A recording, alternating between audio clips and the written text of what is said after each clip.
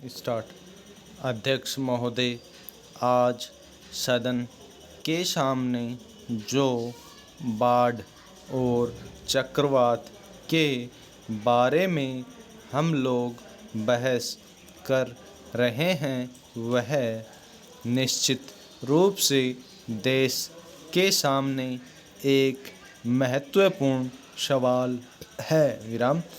उड़ीसा, बंगाल, आंध्र प्रदेश, बिहार आदि सभी जगह बाढ़ आई है, लेकिन यह उड़ीसा की बाढ़ की विशेषता है कि वहाँ पर बाढ़ के साथ चक्रवात भी हुआ। विराम।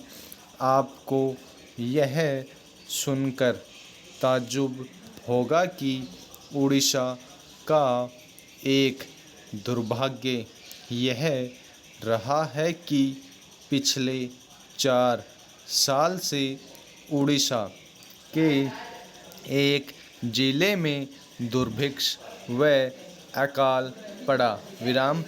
उसके बाद सन 1967 में कटक जिले में चक्रवात आया। विराम। परिणाम स्वरूप यह दोनों जिले मुख्य रूप से क्षतिग्रस्त हुए हैं। विराम। कटक जिले के भी कुछ हिस्से में क्षति हुई है। विराम।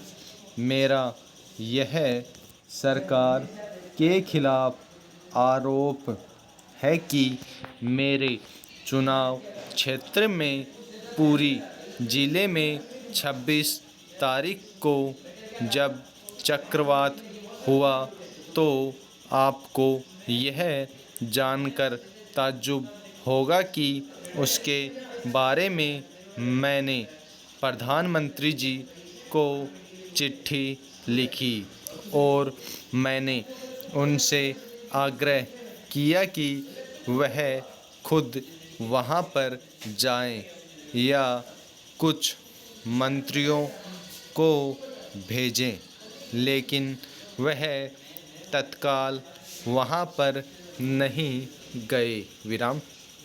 1 महीना इस तरह से हो गया।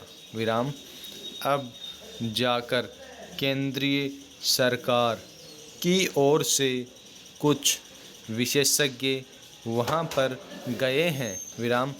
स्थिति की भयंकरता का अनुमान आप इसी से लगा सकते हैं कि कोई 13 लाख लोग बेघर-बार हुए हैं और करीब करीब 4,88,000 एकड़ जमीन पूरे धान की फसल, जो कि एकमात्र वहाँ की फसल है, वह सब खत्म हो गई है। विराम।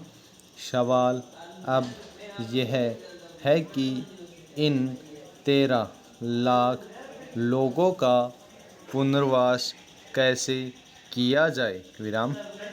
मेरा पहला सुझाव यह है कि वहाँ राहत कार्य के लिए राशन मुफ्त दिया जाए और तब तक दिया जाए जब तक वहाँ और कोई इंतज़ाम नहीं हो जाता। विराम।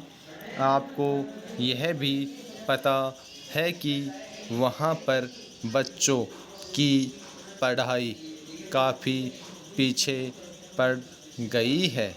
विराम। हाई स्कूल और प्राथमिक स्कूल गिर चुके हैं। विराम।